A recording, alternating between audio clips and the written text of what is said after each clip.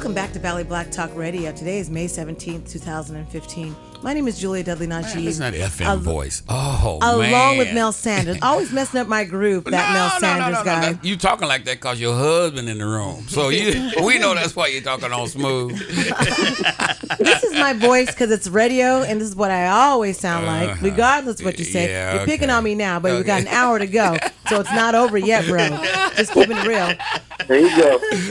We also like to thank our guest host that's here, Gregory Barfield, who's been, and you're welcome to chime in. Don't let me and Mel take over the conversation. I'm just watching y'all go at it.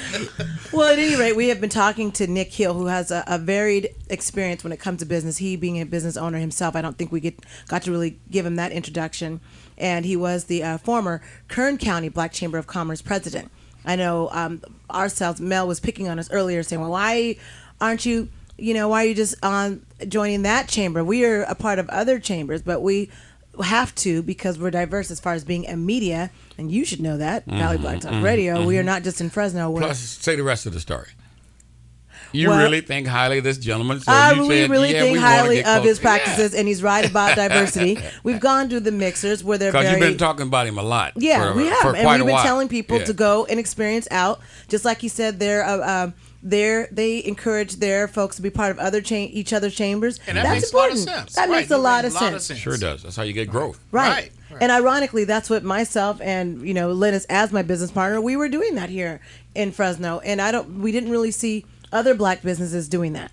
So we liked that, the direction that he was going. Currently, he is the consultant for California Black Chamber of Commerce and for the COC. That's a council of chambers, and that's where it's all of the chambers throughout California. So that's who we've been talking to right now, Nick Hill. And eventually we want to be able to talk to the president of the Council of Chambers, and because we've been doing this special, Nick, on the state of black businesses in California and also Central Valley.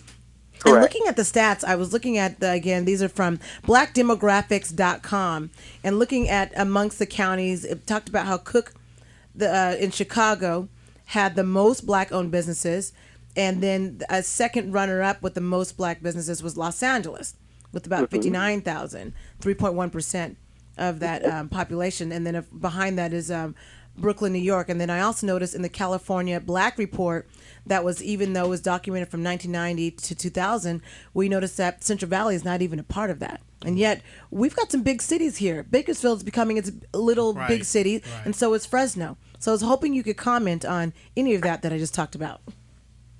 Yeah, Bakersfield is coming into its own, but like I said, Bakersfield is maybe 7% black, and then you've got maybe another, how would you say, 5% that participates, And the thing what I've talked about as far as diversity, is understanding, you're getting other ethnic groups to understand the importance of doing business with the African-American entrepreneur, it's critical to our success. That's how we're going to grow. So, like I said, we only got 5% black that participates here.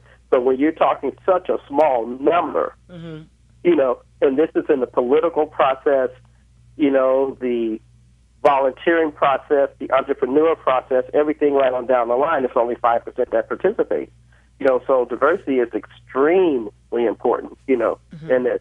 But I have a question for you, and I wanted to ask you about, what do you think about black owners here in the state of California? Do you think that they micromanage too much? That they're micromanaged too much, or that they micromanage too much? That they micromanage too much. In our experience, we find that most of the time the black business owner does micromanage too much, where they're trying to do every aspect of the business, such as marketing and advertising, which is our field. That's just an example.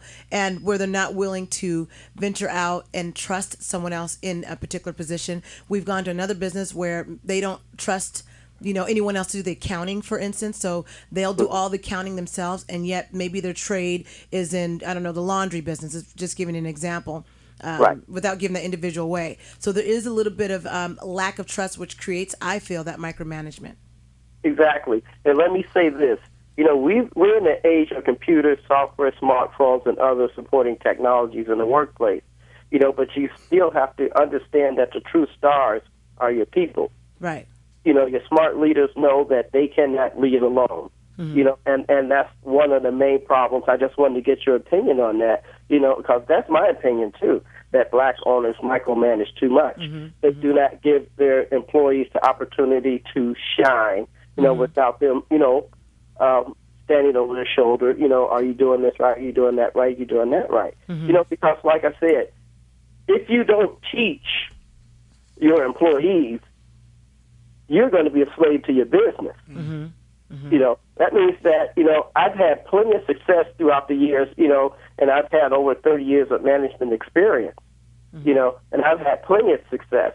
That means that, if you don't teach your people, when you leave, that means that your quality is going to go down.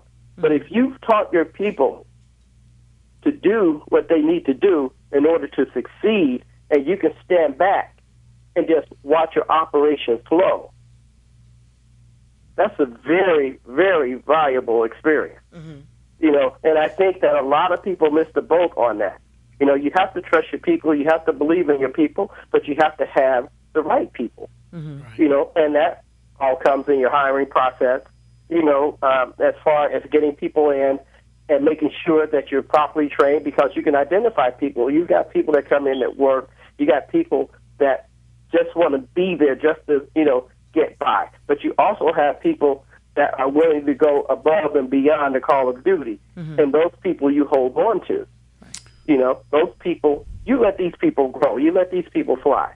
And when you let these people fly, that means that your business is going to soar at the same time.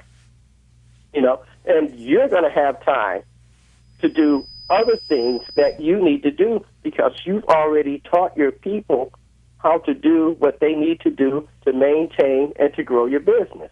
Because, like I said, Ray Kroc said a long time ago, when you're green, you're growing. But when you're ripe, you rot. So, you got to be a student of the business. Right. Whatever business you are in, you have to be a student of the business.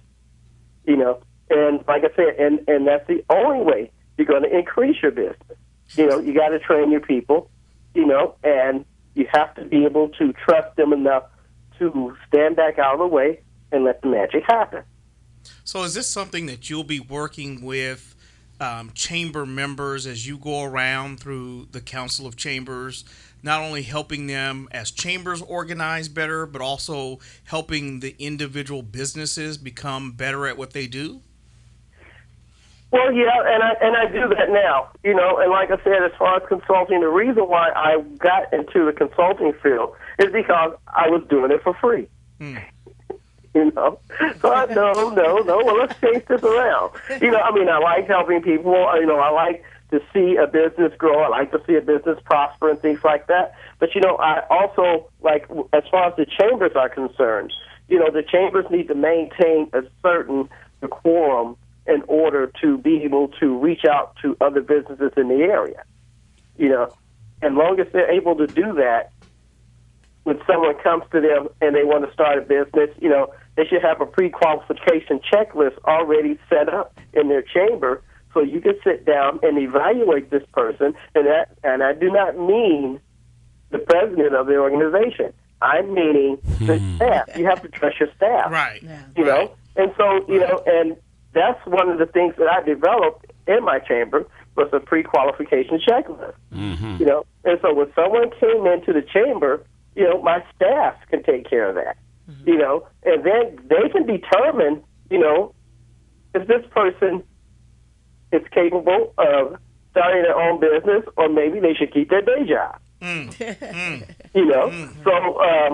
and then, there's things that they can do. There's follow-up assignments that they have. It's all the information as far as getting your fictitious filing, your business license, your obligation, your 4-week publication, 4-week advertising in a business publication, and your business bank account. Right. Things like that. And if you need to go to the Board of Equalization, and get your wholesale license and things like that, if that's the type of industry you're going to be in. So we direct people to all these things. We make sure that, they come to us, or make sure they go to the county to check the fictitious filing to make sure that they're not using the name that someone else already has.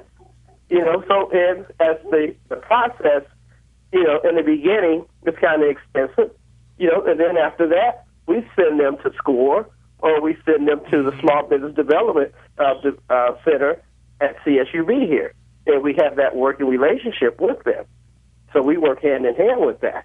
So, from us, a step further, a step further, a step further. So. Wow.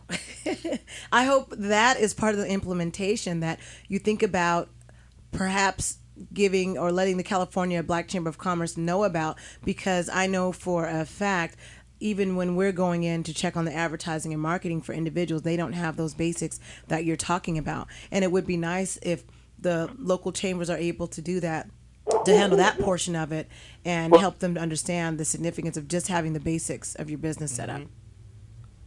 That's true. And like I said, I'm just now getting started with this, so we have a long road to go here, but I'm up for the challenge, because like I said, when I came in, I've already started doing proposals and things like that to present to different businesses to, build up the chamber's coffers so they can go out and have the ability to do more, as far as, helping out their small business and things like that and reaching out to these businesses. I just recently helped one business's TK Oilfield Services out here. He needed $25,000, to cover his payroll. Mm-hmm. Now, he's a relatively new business, so I hooked him up with a couple companies that could help him out. Wow. So, I've advocated for, like, our chamber members. I've got, like, 15,000 tons of asphalt laid in the parking lot for a nonprofit before, it's the several things that I do, because, like I said, they came to us, and I do advocate for my chamber, and I think all chambers should be able to do that as well. So, Nick, we're going to let you have those last words right after the break. We want you to hang on, because this is good stuff here. And so we just, before we let you go, we want you to hang in so we can give you a few more moments of your time just to wrap up some final points. You are listening to Valley Black Talk Radio. We will be right back.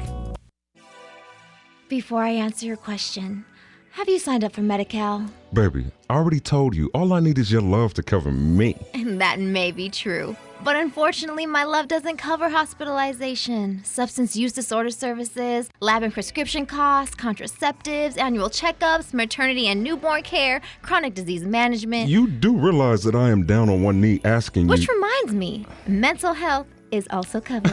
Cool, I get it. Just know that you're never gonna find another man like me. That may be true. But there are over 11 million Californians already covered through Medi-Cal. So you're saying if I enroll, your answer is yes? There's only one way for you to find out. This has been another episode of Medi-Cal Can. Tune in next time when Rachel makes a startling discovery. What do you mean I have to renew my Medi-Cal every year? Get covered. Your well-being within reach. Want to be a featured DIY expert on AMPTV Now News? Have 5 years experience in the field of knowledge you want to share with millions of viewers? Great.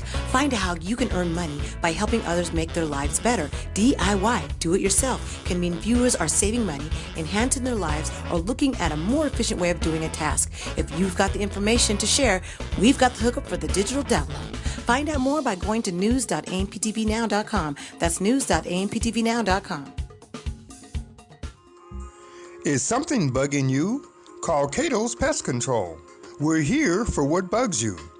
Got roaches? Call Cato's Pest Control. Got ants? Call Cato's Pest Control. Got spiders? Call Cato's Pest Control. Got rats or mice? Call Cato's Pest Control. Got, okay, you got it. Call Cato's Pest Control. 270-9427. We're here for what bugs you. Husband and wives not included. What if you suffer a major heart attack, stroke, or an invasive cancer and don't die? Would your family be able to financially maintain their standard of living without you? Ease your mind today by calling MKG Insurance Agency at 559-460-7504, 559-460-7504.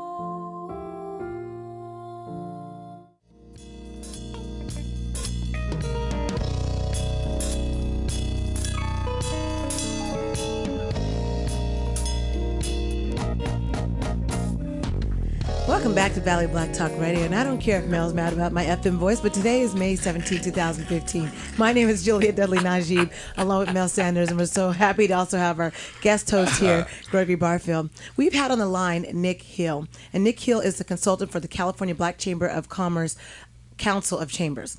And he's been giving us incredible insight on just for the local chamber what he has done and some of the importance of black businesses having those credentials. Because I know there's been times, for instance, where I've written out a check to a black business where they might say, I write it out to Mike's Stereo Place. Mm-hmm. Or no, they say my name of my business is Mike's Stereo's Place. So I write the check out to Mike's Stereo Place. I give them the check. Mm-hmm. Well, I don't have a business under this name. You got to write it out to my name. Right. And I'm like, wait a minute. You said that your business is Mike's Stereo Place. Mm-hmm. That's why I wrote the check out to Mike's Stereo Place. Well, you're going to have to rewrite another check because I don't have it under that business name. Those basics of what Nick is talking about, Nick Hill is saying that just getting them to get the business license and the fictitious name statement, those are basics that a lot of black businesses do not know about. And I witnessed that myself. Mm-hmm. But they can cook real good. or fix your stereo. Stereo. Mike's Stereo Place. Right, probably a great stereo place. But Mike doesn't even have his business license, but he's proclaiming himself as Mike's Stereo Place. I don't know, do you find a lot of issues with that, Nick? Have you seen that? Yes, I have. I've also seen where, people come in, like, I hold, like, a fictitious title for DJN Entertainment, Bakersfield's Got Talent, R&B Live, Bakersfield, NH3 Consulting and things like that, but this other company came in and they were doing Bakersfield Got Talent, and it was the name of their company. So I called them in. I told them I see myself wearing two hats here. I see myself wearing a hat, a business owner saying, well, I own that name, so, if you want to use that name, we have to negotiate. But on the chamber side, well, if you come to us, we would help you avoid these mistakes because we will make sure that you go to the county building and check your fictitious filings before you choose that name. Wow. Okay. Something as basic as that. Yeah. But, like I said, but I would tell most people, that's in business for themselves, it's a few things that you need to do. You need to learn to live within your means. Because just once you get a contract for $3,000 this time, next week you may get a contract for like $350. So you can't go out and just spend all your funds all of a sudden, things like that. So, you have to live within your means, and just make sure that you're not overspending just because you have this lump sum, because you always have to save for that rainy day. Don't gamble. You have to read every day, because successful people read about what they can do, how they can improve, and they're always trying to improve their businesses. You got to forget about the blue tube and spend less time surfing the internet, and, you just have to. Right. And you also have, most black business, you have to control your emotions. You cannot let emotions come into play, where it's business, because it is business. You have to network and volunteer regularly, because you need those contacts. And that's the best way to get them, as far as calling and try to get in contact with someone. And when you're volunteering and network, you have a captive audience, and it makes life a lot easier for you. And like I said, you have to go above and beyond, the regular means. You have to dig deeper, if you really want to be successful, and you have to set goals, not wishes. You can't set a wish. You got to set the goal. So what would be the difference, Nick, if somebody's trying to turn that wish into a goal? Well, first you have to do your objectives. And once you start setting your objectives ultimately becomes your goal. As far as your objectives are like your stepping stones to that goal. And like I said, and that's how you do it, because if you could just say, oh, well, I'm going to do this, I do that, well, that's just wishful thinking. I'm sorry. Maybe that's just not going to happen. But if you do your due diligence, you do your homework, and then you start setting those objectives to meet that goal, then yes, maybe you'll be successful at it. But you have to avoid the procrastination at the same time. You have to learn how to talk less and listen more. Because, a lot of times in negotiations, he who talks first loses. So, you have to be a good listener, and in order to make sure, that you're going to get the best deal or get the best situation that you could possibly get. You have to avoid toxic people. Yeah. Because if you surround yourself with toxic people, you're going to go down in flames. It's just that simple. And you cannot give up. You can never give up. Right. You can be wrong, but you don't give up. Right. Because you're going to make mistakes. If you don't make mistakes, that means you're not going to be a business. Mm-hmm. You got to be able to make mistakes, but, it's how you respond to those mistakes, and you never give up. So, and you can get a mentor. Yes. You can get a mentor. Yes. I have a mentor. Mm-hmm. I don't know everything. Mm-hmm. Far from it. And people that think they do, sadly mistaken. I rely on a mentor. I have no problem asking questions under any circumstances. I have absolutely no problem with that at all. So and you got to eliminate the bad luck from your vocabulary. Bad luck does not come into play. You only go upward mobility. As far as bad luck is concerned, it's a thing of the past. Never mention it again. Okay. And these are some of the things that I would tell people. And to know your main purpose, know why, what, when, how, where, and why. Mm-hmm. You have to know these things. Mm-hmm. So and I'm just doing something as far as as a wrap up here. As far as that's giving people a little food for thought.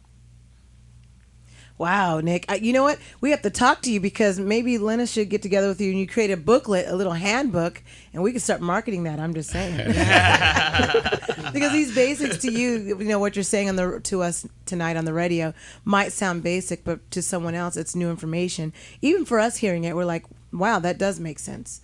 It seems like those are some of the nuts and bolts that are missing from people's businesses and things that we individually have probably recognized in one time or another with individuals that do have businesses. So we appreciate you coming on Valley Black Talk Radio this evening to really give us I guess a snapshot of what's going on at the state level, California Black Chamber of Commerce, which I really think will help all of the local chambers here in California and in turn help the businesses. So we're so glad that you agreed to be on board with the California State Black Chamber. I do speak highly of you. So when Mel's saying that on radio, he's right. I do talk about, at that time I was talking about the Kern County Black Chamber quite a bit, when we did join, because we saw the resources and the availability and the diversity, which is what attracted us. So we appreciate knowing you, and we also appreciate your presence in the California Black Chamber. We look forward to talking to the President Rich, and hopefully he'll be able to carve some time out, because we really want to tackle the state of black businesses in the state of California and also Central Valley wide, because this is not just a one show that we can get all this information in. And we talked about you this morning on the TV as well. Hopefully you didn't mind. No, not a problem. Not a problem at all. And one thing is, I'd like to see the chambers get more aggressive. Right. And what I mean by that is, like, if companies are going to give you money, I have no problem telling people to give me a big check. Right. Give me a big check. Present this big check to me, in a public forum. Because if they present the big check to you, and you'll see, like on my Facebook page and other places, I'm standing there with different organizations with big checks. That means that they have to give you the small check. So I have absolutely no problem when you come to my next event. Bring me a big check. So I mean, that's just me. I'm sorry. Right. I mean, I have no problem asking. Right. And so far I have not been told no. Right. Oh, see. Wow. So. Well, again, we look forward to talking to you more, seeing you in person. Real quick, because before we go to our next break, can you tell us about the event that's happening in May in Bakersfield? Right. It's an event that the State Chamber is putting on. Aubrey Stone will be out in the city of Bakersfield. It's going to be May 26th from 9 to 12. Okay. Number one, SoCal Gas is going to be talking about their new EDGE program, and they're also going to be talking about doing business, with the state and with the utility companies and things like that, and how you prepare yourself, to get in position to get these contracts, things like that, And I'm sorry, but let me mention this, on June 16th and 17th at the 4 Point Sheridan, we have the California High-Speed Rail workshop. It's going to be a 2-day workshop, and that's going to be empowering people to get contracts. It's also going to be work for people as well, and people of color. And these two opportunities that's coming up back to back will enlighten the African American community, as far as getting a piece of that pie. Hopefully, we can make a real impact as far as getting these people hired. I don't care if it's in Fresno, Sacramento, Merced, Bakersfield. It doesn't matter as long as we get representation. Nick Hill, everyone. And again, we'd like to thank you this evening for staying on late with us at Valley Black Talk Radio. We definitely would like to call you to have you back just to chime in on some more business information. And for those of you who didn't get to hear this broadcast, I guess you'll have to get the recorded version of that at vbtradio.org. And this was such valuable information. But we're going to a break. You are listening to Valley Black Talk Radio. We'll be right back. Thank you again, Nick Hill, and we will talk to you soon. Good night. And here are those trending news headlines that are happening online as we know it. Find out more news at morenews.amptvnow.com. According to News One, Wisconsin officer Matt Kinney, who shot and killed an unarmed Tony Robinson and used lawful deadly force, will face no charges in Robinson's death. Robinson was shot 7 times. All 7 of those bullets, shot at close range, hit the young man front to back. Robinson's family has hired lawyers to conduct their own investigation into the shooting and ordered an independent autopsy, according to the Wisconsin State Journal. Meanwhile, the local community is protesting the outcome. TheRoot.com reports that in HBO, their new series, Bessie Smith, 22 years in the making, Dana Queen Latifah Owens delivers a powerful performance as Bessie Smith, the Empress of the Blues, 1894 to 1937. Smith was publicly bisexual at the time when women and men were tortured and jailed for engaging in same-sex relationships. Her unconventional approach to blues singing was reflected in her unconventional relationships with men and women who were intoxicated by her self-determination, yet threatened by her indomitable spirit. In the Griot, the Marvel Cinematic Universe may be considering Selma director Ava DuVernay to direct one of its upcoming diverse superhero movies, which include Black Panther and Captain Marvel. Should DuVernay be hired, she would be Marvel's first female and first African-American director, a much-needed boon for the company, as it has been criticized for its lack of diversity. And that's what's trending on online news. Before I answer your question, have you signed up for Medi-Cal? Baby, I already told you, all I need is your love to cover me. And that may be true. But unfortunately, my love doesn't cover hospitalization, substance use disorder services, lab and prescription costs, contraceptives, annual checkups, maternity and newborn care, chronic disease management. You do realize that I am down on one knee asking you... Which reminds me, mental health is also covered. Cool, I get it. Just know that you're never gonna find another man like me. That may be true. But there are over 11 million Californians already covered through Medi-Cal. So you're saying if I enroll, your answer is yes? There's only one way for you to find out. This has been another episode of Medi-Cal Can. Tune in next time when Rachel makes a startling discovery. What do you mean I have to renew my Medi-Cal every year? Get covered. Your well-being within reach. Get help with sorting your finances by following the best DIY expert advice featured on AMPTV Now News. Get in-depth information throughout the week about the experts from news hosts Julia and Lennis, who do an in-depth report of what's in that $4.99 digital download. A digital load of information to help enhance your life, business, family, and more. See the latest DIY feature this week by checking out our website at news.amptvnow.com. That's news.amptvnow.com. Is something bugging you? Call Cato's Pest Control. We're here for what bugs you. Got roaches? Call Cato's Pest Control. Got ants? Call Cato's Pest Control. Got spiders? Call Cato's Pest Control. Got rats or mice? Call Cato's Pest Control. Got, okay, you got it. Call Cato's Pest Control. 270-9427. We're here for what bugs you. Husband and wives not included.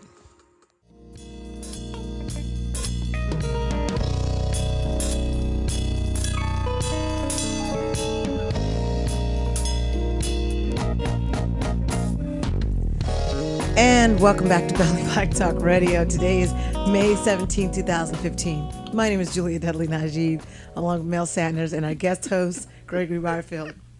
I can't, you're always laughing at me. And I don't know why. I know why you're laughing at me. He had it good that time. I'm Julia Dudley. Yeah. But she did it happily because it really was saying, nah. That's what I read. Now, I don't know what everybody else heard. Now, people don't know what's going on during the break, so stop it. Okay, all right. Okay. So that's why I had to come down. Yeah. Right? See, well, right. really, I just know y'all have a lot of fun. Yeah, we do. Yes, we do. And we have a lot of talk during the break, as you can see. A lot of talk. A lot of stuff that's going on. Yeah, and sometimes, boy, the words are not very clean. Because, man, I'm going to tell you that you would think Jewel Riversmith has one of the most nicest Why are you and busting her sweetest. out like that? She's not even here to I defend know. herself. That's why I can do that. I can do that because he's not here. I hope she's listening. Hey, if the I know phone he's talking starts about ringing you. right now, she's listening online. Huh? Yeah. Nah, she's on the road. She's not going to be paying attention. Oh, I'll and tell then her. they're out of range. I'll You send going to her the- tell on me? I'm You going to send do her me the like recording. that? I'll send her the recording. Oh, my God, Julia, I thought we went back, Yeah, we do go back years, but still. Man. I'm still It's a girl telling you. thing. Oh, okay. Oh, my goodness. Oh, man.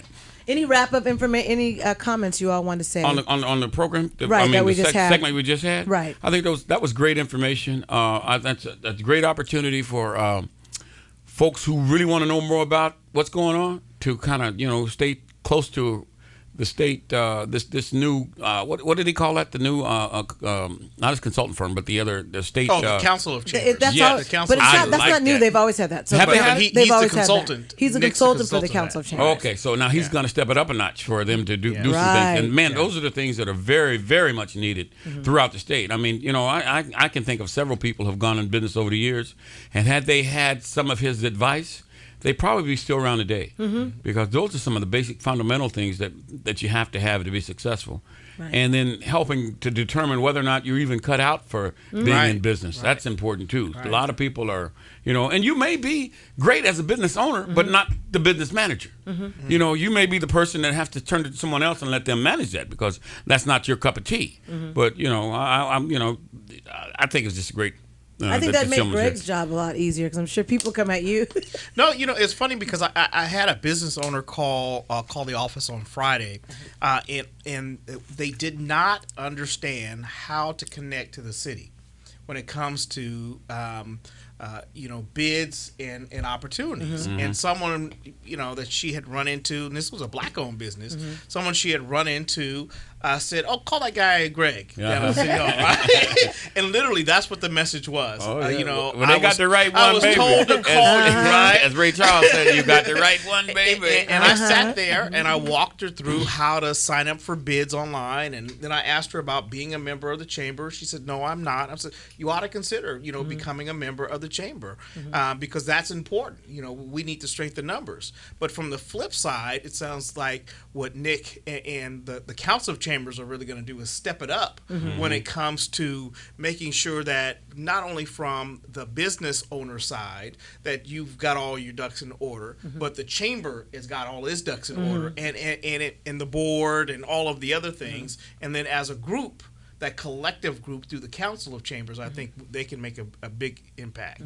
So, and the Council of Chambers, all of the chambers throughout the state of California that are, and so they've always had that, but I don't know if it's been as effective as it is now with the power hitters that they have on there now. The president of the Council of Chamber, I think he said was Rich. Well, I think, Linus, you gave me the wrong last name. No, you told me he said it was Greg Polson. Polson. Yep. You told me Tostin, but that's okay. All right, but Polson would be the one who is the president, and so we'll get to talk to him too and get some insight and get a little bit of flavor of, again, the state of black businesses. And these seem like problems you are probably familiar with, people not being able to manage just their finances and all that stuff. Yeah, I noticed a lot of them tried to find a way to go to an accountant or whatever, but they can't afford it. So they try to do it themselves, and they don't have the skills to do it themselves. So they make a big mistake, and now they back on their taxes, and they just don't know what having to do. Having to pay it back. Right. Yeah. So that's tough. Those problems. Tough. So now we're going to move into your topic of discussion, Mel. You wanted to talk in depth more about Washington Unified. Well, since the hour's grown so late, I think maybe we'll just give him a pass tonight. No, we're not giving him a pass. Really? I'm like, no. Mel, giving somebody a pass? No. You knew that That's was not the Mel I know. Right. Giving up. No, let me just just to refresh the minds of folks who heard something on last week. We talked about the new unified district of Washington Unified, which is in Southwest Fresno, and it's basically a district that was formed in 2010 by merging three schools. One would be the American Union Elementary School District, the Washington Union High School District, and the West Fresno Elementary School District. And interestingly enough, during the time that the West Fresno Elementary School District was under receivership by the state is when this all happened. Mm-hmm. And it would happen without the consent or a lot of the knowledge of the citizens who resided in the West Fresno School District area. But nonetheless, you would think that after it happened, because of the way it went down, that the folks who benefited from the merger would have had consideration for our community in particular, because as I said earlier, the annual budget for the West Fresno Elementary School District was about $8.5 million a year, and from that, you look at it served probably about a 85%, 90% minority students, but higher than that, about 95% of the student body was minority, and the staffing of that district was very diverse. I mean, it was you would think you were with the Rainbow Coalition. It was so diverse in terms of making sure that kids had a chance to see themselves in the folks who were staffing the district. After it happened, why you want to scare the ugly picture of me? Putting you it on scare Facebook people? so they know people Oh talking. my God! She just broke my chain of thought, folks. But back to my point. I think it's incumbent upon the citizens of the district, the new district, to say, we really need to be aware of the fact that everybody counts, and the fact that we have no African American administrators and very few African American teachers and classified staff is not a good sign. And the reason I made so much fuss about the West Fresno Elementary School District is because of that very fact, the diversity, and the fact that they were the leadership there made sure that the population that was employed there represented the community in a better light. And so that is not happening now, and I'm urging our local leaders to start looking at this district. This is a place where all of those things that people are complaining about in terms of what's not happening in Fresno Unified. We're not having these kinds of curriculums taught and those kind of things. You're coming into a district which is right across the street that has that kind of flexibility and is much easier to influence. Fresno Unified is the fourth largest district in the state of California. You know how long it takes you to turn around a ship in the ocean compared to a canoe in the ocean? Mm. Take the canoe if you want to change things, because it'll take you forever to change that ship. Here, when we're talking about what our kids need in Southwest Fresno, the district is there. There were some plans early on to put a new middle school across from where Gaston is now. And there were a lot of other things that were on the drawing board for development. That didn't happen, but the property is still there. And I don't know that all of the dollars are there, because I know at that point West Fresno Elementary had $24 million to build a new middle school. So that didn't happen. So I'm sure the state pulled the money and moved it someplace else. But there's also some bonds that were passed that the Southwest Fresno community, without their help, the bonds never would have passed. So when you use us like that, I think you owe it to us to say, look, what can we do to make this better for everybody? And that is not happening. And a lot of it is not happening because nobody's, it's below the radar screen. And I mentioned last week about them moving their administration office 7 miles south when all the development is coming to the north end of the district. And they're moving, the people who make the decisions and the business office farther south. So which tells me that maybe there's some folks there you really don't want to see at your board meetings, or you don't want them coming out to your offices because it's so far out there. So we'll just keep doing business as we've been doing business. So they're moving from the current Yes, the current location on Ivy. Yes, further out, 7 miles south. So on Elm Avenue, but 7 miles out. And somebody told me, and I don't know if it's true or not, but they said they know Barbara Hunt can't walk that far. So that's why. I heard that from. They don't know Barbara very well. If she can't walk, she'll get a ride. Yeah, she'll get a ride out there. But I know she's going to raise the issues about things that are not fair and equitable in that district. And that's all it should be about, is equity. I'm not saying that you need to hire X number of this and X. Let's just look at equity and say what's fair. And if you do that, I think, as I say, can we all get along? Because it can happen, and they have the budget for it. I mean, there's a truckload of money out there, and with what happened here in education here recently, with all of the new money coming in after this last bond, man, there's so much money floating around in education, and they're trying to figure ways to create things to give the illusion that they're really making a difference with education and students. Well, what goes around comes around, and everybody has a game. Right. But hopefully, enough of us will say, okay, let's have this conversation. And I've started on a couple of occasions, but I did notice that some of my friends who served on the board out there were very reluctant to, they were hesitant to accept my call. And then when I left the message, they were real slow. They're worse than me, Greg, when you call me. You calling me back. Huh? At least I see you. They see my hey. And when I see them someplace, hey, Mel, man, I was so busy. It's our season. We're doing this farming thing, and yeah, okay. But I know what the real deal is. When you look at the gerrymandering that took place to make sure that majority of the seats stayed south when the population is really north, and how they did that, we're going to have a real good conversation. I'm just waiting for the right time to get the right combination of folks together to ask those kinds of questions. Because one thing about it, once it's done, you can't run back and undo it and say it never happened. Right. Because now it's part of, what's going on. So they're going to be, they're going to be moving and shaking, trying to figure out how are we going to answer this. We have a caller. Caller, you there? Well, I certainly hope so. Yes, we're glad you're here. Welcome to Valley Black Talk. Is this Mel? Yes, it is. Mel, I was listening to your conversation about the school district. Uh-huh. I think what you guys should be concerned about is to make sure you have good administrators and good teachers in the classroom. Mm-hmm. That's more important than trying to meet a particular quota type of a deal, Well, I don't know. Are you saying that if we look for folks of color, that we won't have equality? Is that what I'm hearing you say? Oh, no, not at all. Okay, well, what's wrong with having diversity in a district where you have a majority of kids there are kids of color? Well, that's okay. If you get the best, I think the concern should be about the kids in the school more than the political aspects of the situation. Okay, well, obviously, we'll agree to disagree, because I think that's just as important as the education. To have someone who's teaching you to look like you is important.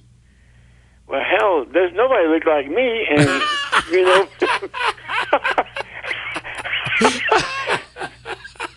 of course, I'm not a teacher either. Okay. And there's probably no one looks like you, man. Now, is that a good thing or not? But yeah, I appreciate where you're coming from there. No, but seriously, I mean, the main concern should be about getting the kids educated. Well, in the words of a good friend of mine, the two are not mutually exclusive. Yeah, I have no problem with a good person of color or any color if they do the job and do it well. Of course, we want the best for our kids too. We just think we can find it in all groups.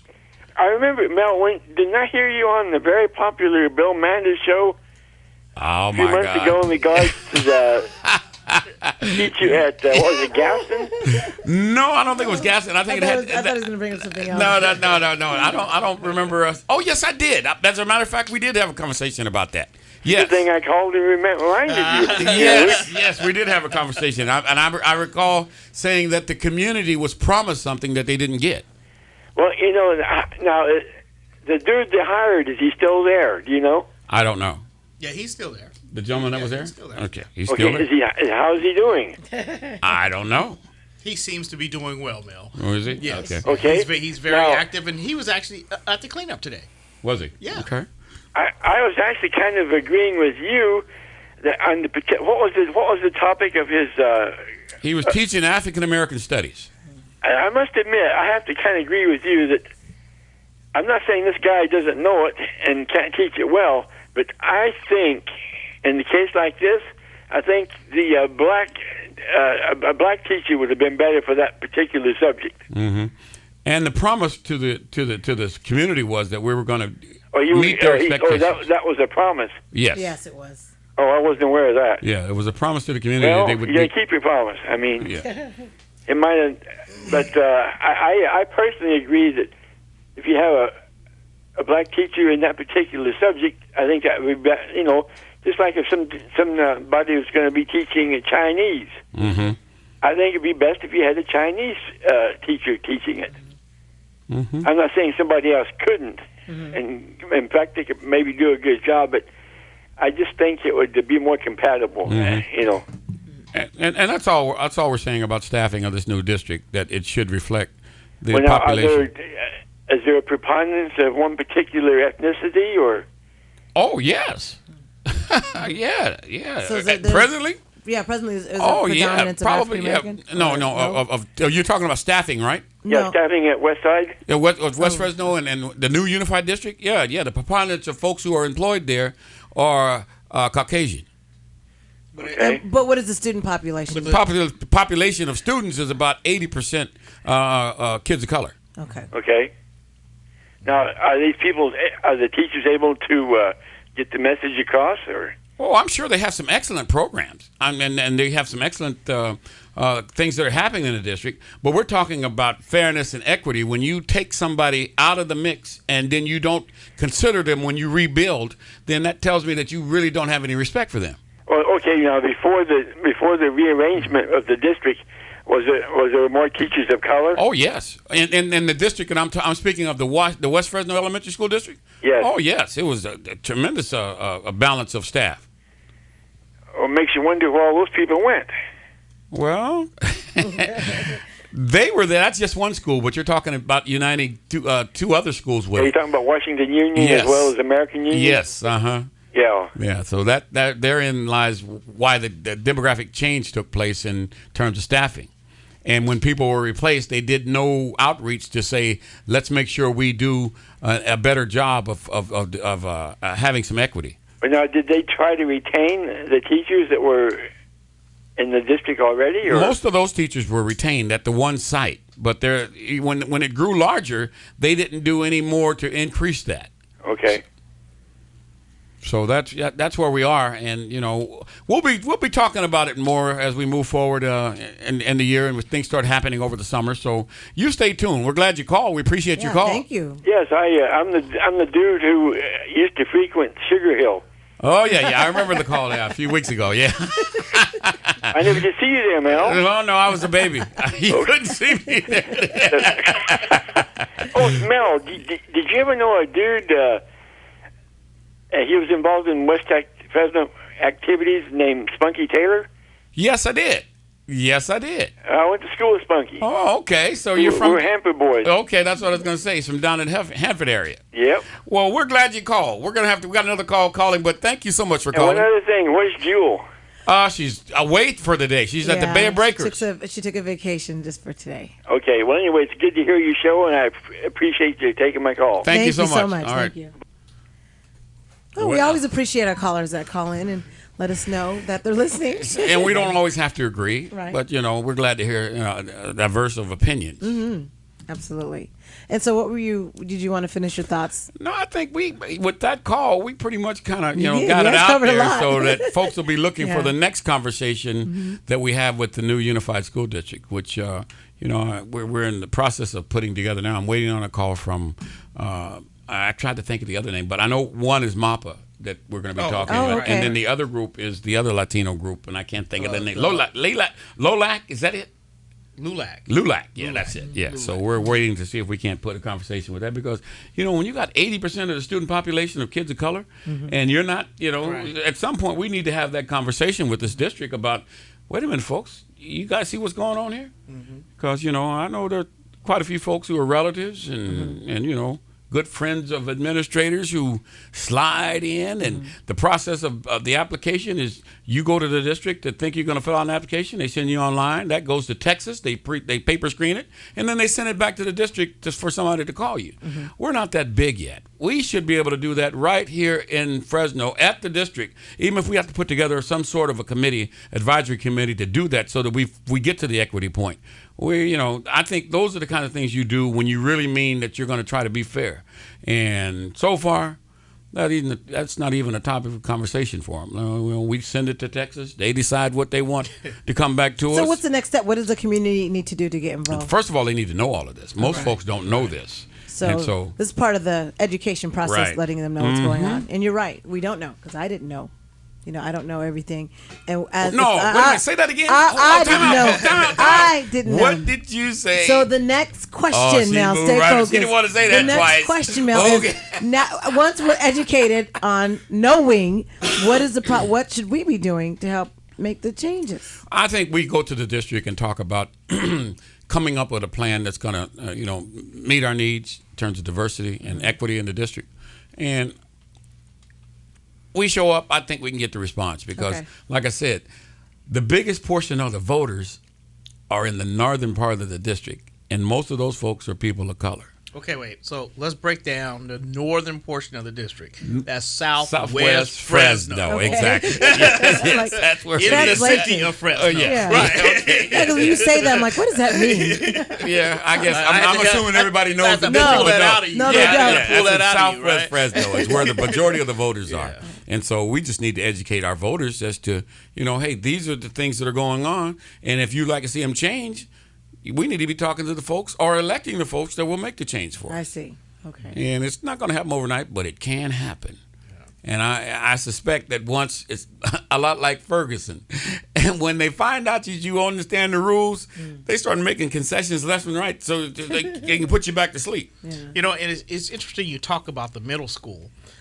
In that property across from Gaston, right? So that property now is under escrow by some developers who want to do something else with it. But the West Fresno school site actually has an adjacent piece of property that's owned by the district still, right? Just north of, some of us still call it Ivy Center or Mariella Brown. So there's really room there for them to do some things. To rearrange. 26 acres to be precise. Okay, all right. And $1.5 million left on a bond that hadn't been retired yet. Okay. Wow. Wow. So they can do modernization. They can do some other things. See, now you got my wheel spinning, right?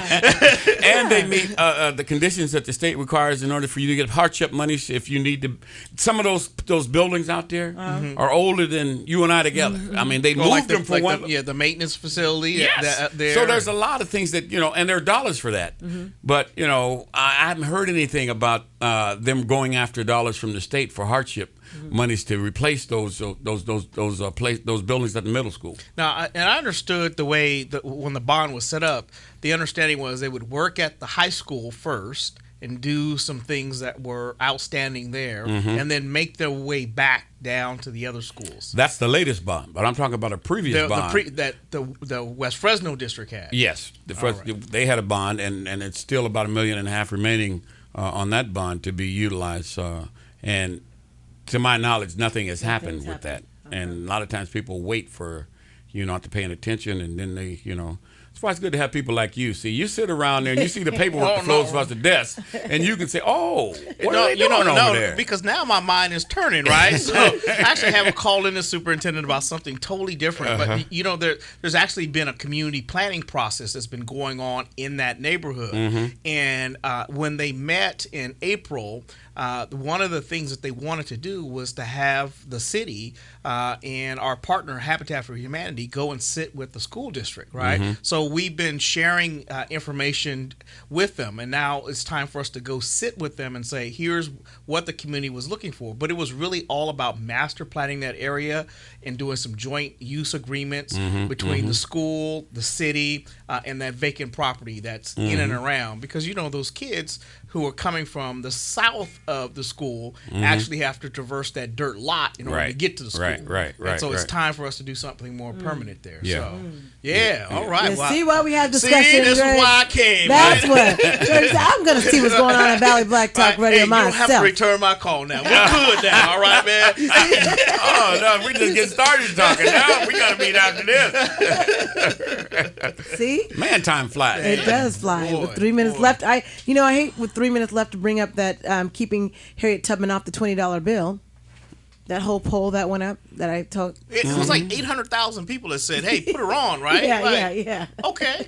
It should have been a no-brainer. But then you have the other people that say, well, capitalism, the symbolism of Harriet Tubman replacing Andrew Jackson on the bill, and that she wasn't a part of that system because, being 3/4 of a man and that whole debate. And then even Dr. Durham Johnson, who says that African Americans are technically not a part of the class structure, but you beg to differ. We'll have to bring that up. We'll because we only got 3 minutes. Calm down now, Mel. Calm down. Right. If you were in the studio, Right. he saw his head change because he feels that African Americans have not had ownership enough in this country to be able to say that they're a part of any class structure. That's what he says. So this will be an interesting debate for Dr. Durham Johnson.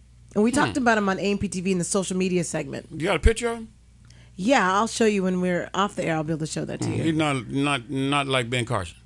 No. Oh, okay. He just feels that in the capitalist structure, African Americans, since they don't own anything, technically are not a part of the class system, and he feels that that's part of the problems with when it comes to economics. Okay, all right. But this is something, though, the changing of the face on the bill is something that can be done administratively, right? It doesn't necessarily need an act of Congress.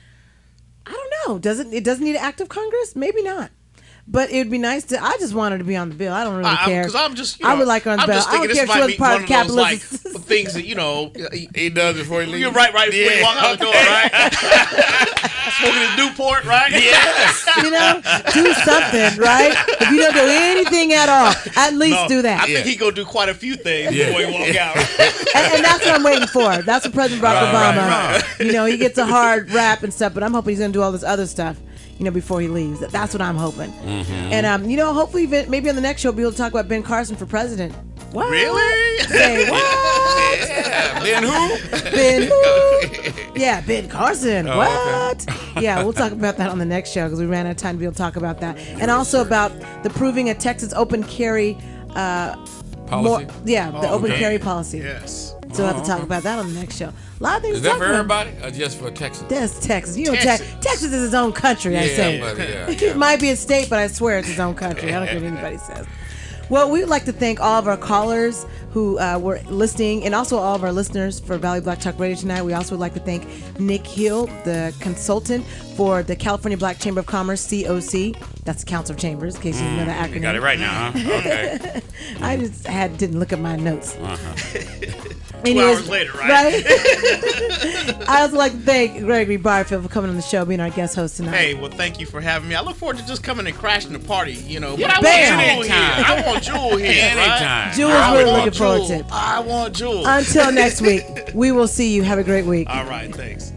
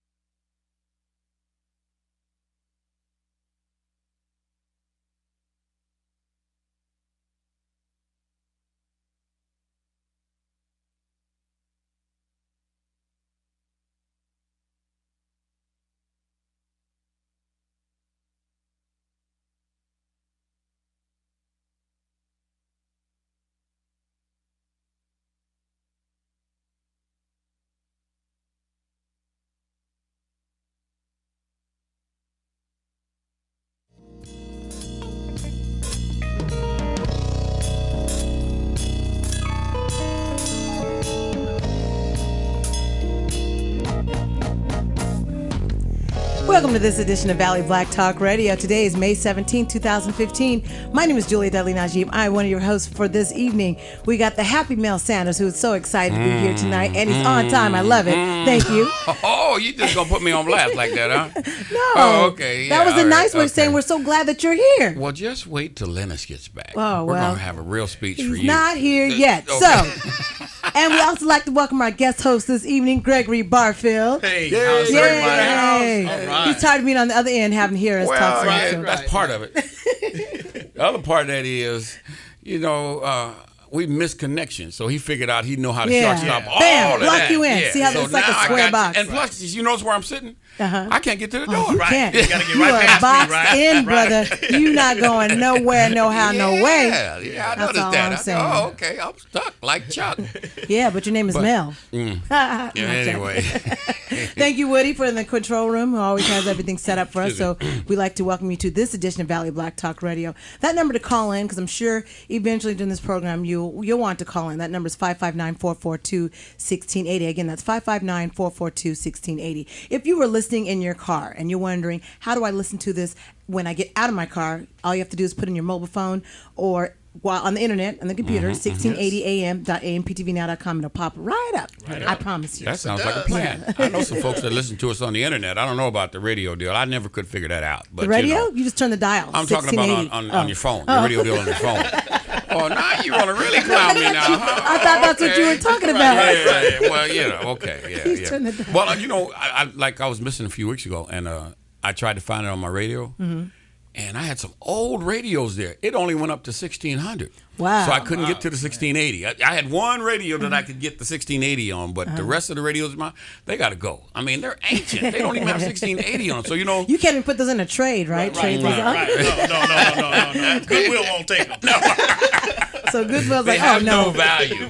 you got to take these old radio brothers. Don't bring those here to Goodwill, right? We want to let you people know that tonight's program is brought to you by AMPTV Now News and also Cato's Pest Control. Oh, yeah. Is there something bugging you? Yeah. Call You Cato's should Pest be bugging Control. me. That's what he always says. And he says husbands and wives not included. Yeah, So, absolutely. so If they're sorry. bugging you out of luck. Hey, shout out to our co-host who's away for the evening, but Yes. we look forward to seeing her next. She's She having was so fun sad in to the Bay miss- Area. Yeah. But she it was the sad Bay to of miss Breakers? tonight. Yeah, Beta it was- Breakers. Yeah. I told her, Yes. don't accidentally hand my dad a glass of wine because Yeah.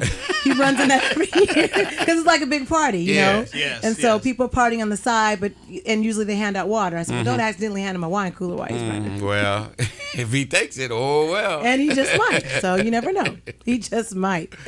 And so just kind of find out. We always start off, Greg, with how everyone's weekend went. So we'll start off with you since you're the guest. Yeah. Since you're the guest. Thank you. Put you on the spot. How you like that? That was my weekend. Yes. Well, it's the kickoff of graduation. Yes, it is. And got an opportunity to spend some time watching African American grads walk across the stage. Well, right getting on. their bachelor's and their master's and their doctor's degree.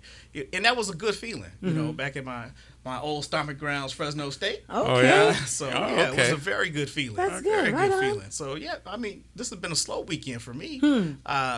Except out of your homework you sent. You know what, Greg? If there's any consolation, I give them this homework every week, and they never look at it anyway. Really? Yeah. Man, They you had me studying. Like it was gonna be a test. Well, we wasn't gonna tell you. Jewel might, if it's in front of her, but Mel be like, "Oh, what's this?" No, So I'm I'm not like, that "Don't even bad, trip. It's but not I'm even almost worry that about bad. it." No, so a great weekend, just watching the graduates and like I say, seeing, the accomplishments of some of our young folks and older folks. A lot of, friends and folks that I know in the community who had gone back to school. Right. And I'm like, you went back to school. I'm looking at the program like, you went back to school? Go, girl. Go, dude. Yeah. More Give power them a to you, shout out. right? Give all of them Yeah, a shout out. All of them shout At least they finish. Yes. Yeah. So very good. Very good. So, Right on. Mel, care to share? Care to share? As you know, Friday we were together and we had a great time Friday. We Cafe made some room. new friends, and I was really excited to be there to kind of experience that day, that evening, because the conversation. Yeah, it seems like the later it gets, the better the conversation gets. Well, so maybe we had a it's great because time Friday. people are more mellow because it's a chill out time, right? Friday where you kind of relax, let your hair down, and we had some folks to come in that I guess. See, I'm not technically savvy enough to have a Facebook page and all that, but a couple people came in and they said they said saw the the shout Facebook. out. Yeah, they said, well, and when they came, they said, oh, this is where we're going to be hanging out from now Yeah, on. it's a nice So relaxing I spot. thought that was, that was neat. And then Saturday, my mom and my grandson, they wanted to go fishing. Oh, wow. Oh, you got to go You took the fishing. grandson fishing. All right. That's what I always hear about. Yeah. No we rocks went- this time in the pond, though, right? He didn't. Yeah, he did it, but he was bored because his line got tangled, and it took me a while to get it because, see, I was catching fish, and I wasn't really thinking about trying to help him out, so I was catching him. But when I got a break, then I straightened the stuff out, and he quit throwing rocks, and he got happy, and he likes to clown when he gets one. He's one like he's made a touchdown. You know how they like to do all that jumping up and down and yelling and screaming. All right, baby. All right, and all of that stuff. You watch too much TV, kid. Too much. But that was, that was most of what I did for the weekend. I had a good time and kind of relaxed and, got some thoughts to talk about this evening. So. That's about the size of it. I'm waiting for those thoughts. I can't wait to hear your thoughts because I think you had a homework assignment too. Yes, I did. All right. Yes, But I always did. give them a cheat sheet. So if there's any consolation, they get a little bit of help. Oh, yeah. It's not all just homework. Well, homework. really, the key is just watch the news and pay attention to what's going on around you, and you got something to talk about. If you That's go, why, Greg. You see what I mean? Yeah, That's no. why they never read my sheet. They're like, oh, Julia just have it for them. Yeah. And so what'd you do? Since, now that I asked. it was mostly busy because I had the event at the African American Museum, and then Friday night, of course, I was there at the Fish Fry. What event? You have the Well, African-American Valette's daughter graduated. Oh, that's and right. So, That's yeah, right. so that was a big Yeah. event. Oh, wow. They had African dancers. Congratulations. This was a Oh, huge wow. celebration. Right. At This the is like museum? a And she won a community big celebration. academic award too. Yes. They called her name a couple of times. man. And this was a big event. So we had That's African great. dancers, Oh, man. music and everything. So Man, yeah, it was a grand congratulations. event. All right. So I was running around, Okay. All right. Good. helping her make sure everything went off. And I mean, it was nicely catered. It was really nice. So I think that took up most of my weekend. With the exception of Friday night, I was at Cafe Roma hanging out. Greg's got to come hang out one of these Yeah, times. You gotta yeah. When come he's not down, working. man. I'm you know? telling Yeah, you, no, that's the no, place to yeah. be Yeah. on Friday evenings after work. Yeah. Even if you just stop for a little while, you're gonna say, "Oh, this is what's happening." Okay, because folks come by and hey, wait a minute, I know you guys are doing it like this. Yeah. We do it like that. Yeah, we just do it like. And so we'll be there again next Friday. In fact, I think Mina's A&B Catering will be the ones doing the fish fry Okay. this week. Good, So good. each Friday we try to have either different person that does the catering for the fish fry, so people get a chance and caterers get a chance. And too. then when they get stuck, guess who has to cook? yes, You- Mel. But it was good fish. It man. was delicious. Yeah, That They just tell gives you an that to excuse keep to you go in the loop. fishing during the week, right? I gotta No, go I catch can't. dinner No, on I Friday. can't do that because the fish I catch during the week Got bones in got it. bones and we don't that liability. I love it. I can eat it, but I ain't gonna let those guys come He's gonna let us choke in the bones. No. He might give me a bony fish, but everybody else, he Yeah, might I choke tell her in the that bones. carp is what she really needs. Right. Oh, Mel, you so ain't right. So anyway, tonight we have a jam-packed program. We have Nick Hill, who is the consultant for the COC of the California Black Chamber of Commerce, who will be calling in shortly. And thereafter, Mel has some topics, and I know Greg's going to bring us up to speed on what he wants to talk about this evening. So I'm going to turn it right over to Gregory Barfield. What are some issues that you feel are hitting home? Well, with you? I just want to do some shout-outs. This has been a good week. All right. This Shout-outs week are good. there's been a lot of things going on in the community and a lot of things, positive things that folks just don't get a chance to hear about. Okay. So, for example, on Thursday, the Edison High School varsity boys basketball team, Division I, back-to-back champs, Oh, yes. were honored at Fresno That's right. City Hall. And, we had all the young men down there and were presented a certificate and, got to see the building. Many of them had never been into city government before, right?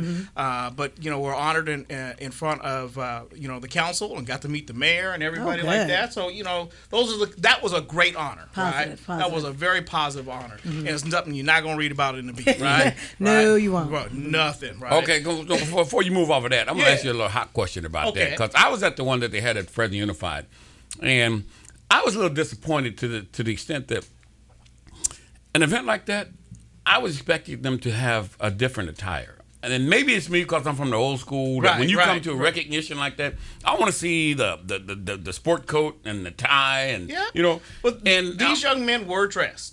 They were dressed up. So, Okay, that's good. Right? Now, mind you, they were on the way to school right after they left us, right? So, but in this quick pit stop, they had on I could imagine some nice shirts. Yeah, right? yeah. But it wasn't a necktie and blazer. That's the look that I was looking for because and they look well. I mean, they were. No. But I just think, and I think part of the problem is passing it down from the next generation to the next Correct. one. When you go further back, you'll find that was the attire for the athletes when they came Absolutely. to an event like that for recognition. Look, when I was in high school, that was what we had to wear on game day. Yes, Right? that's what I'm talking about. On game day, yes. right? It wasn't about just if we traveled someplace. It was about if we even played on campus. Oh, yeah, right? yeah, You know, yeah. whether it was a football or A basketball. we were all. We had to dress up. Yeah, So yeah. you knew, okay, you know, and it's a different kind of feel that you have when you've got that uniform, that other uniform Yes, on, right? yeah, and I guess that's what I was talking about. Yeah, That's no, what no, I missed that when and I guess I've been away for so long to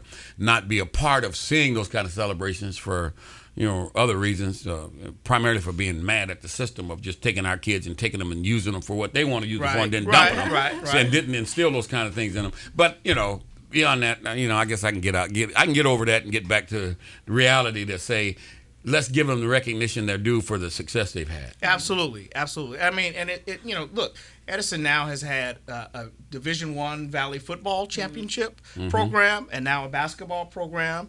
Again, the basketball is back-to-back. We honored the football program earlier. So can you imagine, it's like 50, 60 young, big cats coming in there, and they're all dressed nice, right? And it happened to be one of our days where we actually did Employee of the Quarter. So the place was packed, and we honored these young men. And it was just good to see the community come out on both those occasions. So just want to give a shout out to TJ Wilkins and the team over there at Edison for a job well done. So and today, Are you a Tiger? Are you a Tiger? I'm a Tiger by birth. Okay. All right, See how he cleaned that up by birth. I don't want to be isolated by myself. I'm a Panther, and I was just hoping he wasn't a Tiger because he's really popping them up. No. Look. Oh, you feel a little bit of bias, Mel? Yes, I am. A little bit of envy. Yeah, Okay. yeah, No.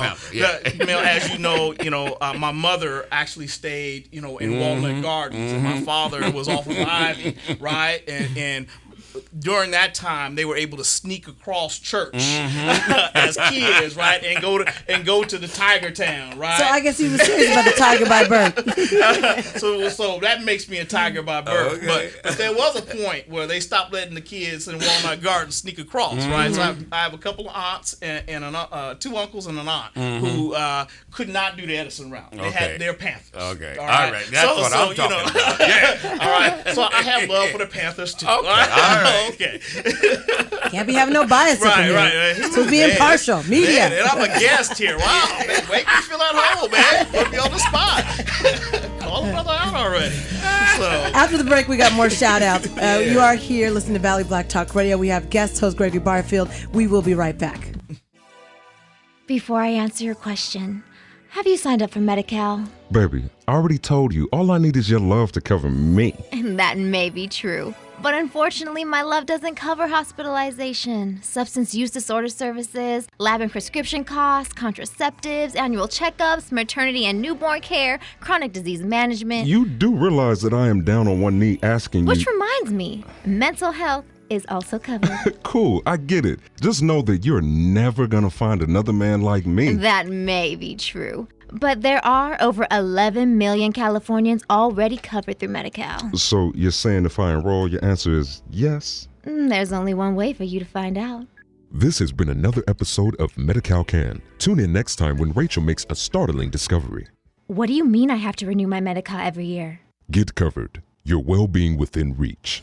Want to be a featured DIY expert on AMP TV Now News? Have 5 years experience in the field of knowledge you want to share with millions of viewers? Great. Find out how you can earn money by helping others make their lives better. DIY, do it yourself, can mean viewers are saving money, enhancing their lives, or looking at a more efficient way of doing a task. If you've got the information to share, we've got the hookup for the digital download. Find out more by going to news.amptvnow.com. That's news.amptvnow.com.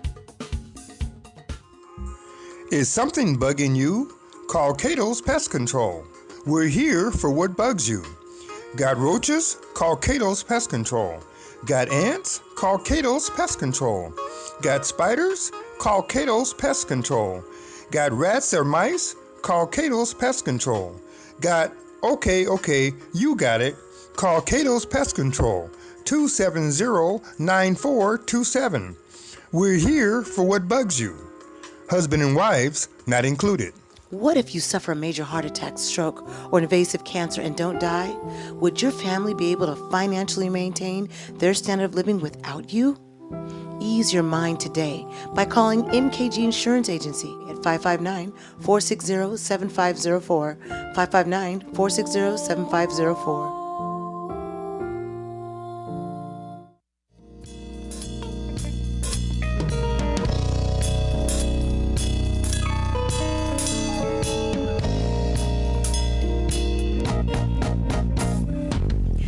Welcome back to Valley Black Talk Radio. Today is May 17, 2015. My name is Julia Deli Najib. I'm one of your hosts this evening along with Mel Sanders and our guest host, Gregory Barfield. And he was just getting into the shout-outs and finishing up his shout-out. So I want to make sure I give him the floor to do so. Yeah, so, today the Black Student Union at Bud Gaston Middle School actually did a trash cleanup. After church, right? At least 25 to 30 young folks came out and picked up in and around the neighborhood. And that's like unheard of, right? So, absolutely. So it was the Black Student Union and their service club all came together today. And so I just want to give out a shout out to Lisa Nichols for organizing that. And Lisa's the greatest, don't you? Yes, she is. Yes, she is. And so, anything where you've got young folks trying to give back to the community ought to be applauded. So, and speaking of young folks, I can brag on my wife all night, right? So I'm not going to talk about her hardly. He's at hardly. But I will talk about the school that she works at, right? Okay. So this Tuesday coming up, they will celebrate their African American rites of passage. So what they've done at the school is every time there's been a graduating class, what they do is a rites of passage ceremony. So mama and grandma and auntie and uncle can come out, and it's a really nice affair. And so she's been fortunate to be able to help all of the African American kids at Clovis North graduate 100%. So, this will be the 5th year in a row that they're going to pass that 100% mark. And we just want to give them a shout out for such a great job that they do out there. How many years? Now, the school has been open 8, but their first graduating class was 5 years ago. Oh, wow. So, all of those classes. And then out of the 7 years that they've had sophomores taking the KC exam, only 2 African American students have not passed the KC. They were both deemed special ed. They did try, but they've only had 2. So they, with a 100% success rate, out there on graduation and almost 100% on the KC, that's got to be applauded. Oh yeah, definitely. So, definitely. So we definitely want to give a shout out, and we've got coming up. This is Mental Health Month. And the AKAs working with NAMI locally are doing a number of things. They've been in the churches as of late. They did a nice event at the beginning of the month over at Carter Memorial. And so I just want to give a shout out to the AKAs for the work that they're doing, bringing awareness to our... For mental health. And, a lot of times Black folks, we shy away from that. Yeah, absolutely. And it's nothing to be, ashamed of. I was going to say Reverend Bruce McAllister was really wanting to pinpoint and make sure we start to talk more about that and bring it into the church. Yes. How do you feel about that? No, I think it's important. I think it's important that we talk about not only mental health, but our physical health and well-being, and that also then helps the pastor in dealing with your spiritual health. Right? You've got to have all the pieces of the puzzle there in order for a person to succeed. So no, I definitely agree with that. 100%. And a lot of us really, really, really need it. And a lot of them don't know they and maybe need don't it. want to acknowledge it, or we self-medicate. Yeah, absolutely. That's not the best way to go, but that's what some people do. No, that's self-medication. No, so those are my shout-outs. Okay. So, and just, again, glad to be here. Hanging out with the crew. In person, right? Yeah. We don't have to bug you and call. See if we can egg in the call. No, he's here right in the flesh. So. Yeah, let me see those folks that keep talking about me when I'm not here. No. Yeah, look at me in the eye. What is that? What's that old saying? I'll dump a dog there, you say, to my face. Yeah. No. I don't know. And man, what would be some of the things? I know you're going to be talking about it later, but what will be some of the things you're talking about? You know, I saw the piece this morning on TV that you used when I was talking about the new Washington Unified School District, and I thought I said more than that, better than that, but you just gave that piece right there. Was that just a tease or something? Because I think I got a bit more specific as we into the program last week. And we only have 28 minutes and 30 seconds. Why to you be pick exact. that segment though? Okay. That was, I thought I had some stuff. That's what the radio's for. Yeah, right? that's the radio. Okay. We're supposed to tease Expand people, that, right? to expand and come and listen, right? Okay. That's what we're supposed to do. But what is it you were gonna? I was gonna talk some more about that. Okay. You want to hear me talk about it now? No, I'm just asking so that people know what to stay tuned in for. Yeah, I want to make some people mad out there at the Washington Unified School District. Yeah, I really do. Get them fired up. Yeah. Yeah. Well, I guess we're going to get people too. fired up about black business, so. Oh, yeah. So this is going to be fire up night, huh? Yeah. I guess it is. Let's fire go up. for it then, huh? We don't want to start any fires because we are in the middle of a drought. But it is going to be some fire up. Yeah, it wouldn't take much, huh? Just a little match and everything goes up. I know, right? Right. You can't use any water. Yeah. Well, I love how y'all start, started the TV show this morning, right? With the pouring down rain, right? Yeah. Talk about the drought. And we're going to talk about drought, but the background is not working with us right now, right? That was like a catch-22. That was one day it was storming. Yeah, right, And we're like, oh my God, we're looking at the storm clouds. I'm like, well, we're going to have to wing it. Yeah. We're going to have to do it. What you gotta do. We're supposed to show some dry areas, but how are we supposed to do that? And it's pouring down rain. Right. Thunder, lightning. Right. See, that would have been perfect for the radio, right? Where there's no visual, right? You could have got away with that, right? But you the sound, on TV. because you could have heard the thunder and lightning. See, I'm not lightning, but you could have heard the thunder. So now, what you got? And people probably didn't believe me, like, oh, yeah, right. What is she crying about? People that don't live in California, they don't realize the drought. The severity of the drought. Yeah, especially when you look at all the weather back east and in the Midwest. Man, they're getting, houses are floating away and all of this stuff. So, I want to make sure we give a shout out to B.B. King that's passed away. Oh, yes, and his family. Because we didn't get to do that. Yeah. And that, a lot of people are, I don't know. My heart goes out to the family. One of the most accomplished musicians that ever lived in terms of being, getting the message out from the heart. Lucille and him, they could get the story told. They did. Yeah, like nobody else could. They could get it told. And I'm gonna really miss him because I really enjoyed his whole style. I like watching him. I saw him out at he was at Fresno State several years ago. And I was out at a concert out there. But man, B.B. King was a master. He was definitely a master, and he will be missed. But I'm so glad about that we have the ability to record and then to go back and look at it over and over and over and over again, and even to the point now that maybe someday in the future somebody might want to, another great guitarist may come along, and they may want to do like Natalie Cole and Nat King Cole. You know and how they do like they did Michael Jackson. Merge the two version. Yeah. They did the same thing with Michael Jackson. Resurrected him, and he was dancing on the stage, and you would swear he was right there. Yeah. Tupac, same thing. So, I don't know what to Technology is here. We can do all of those kinds of things. Technology is here. That number to call in, folks, is 559-442-1680. In case we don't say it enough, 559-442-1680. And you are listening to Valley Black Talk Radio.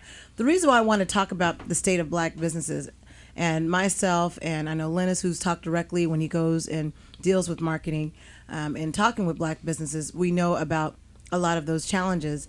And it's the same story being told over and over again.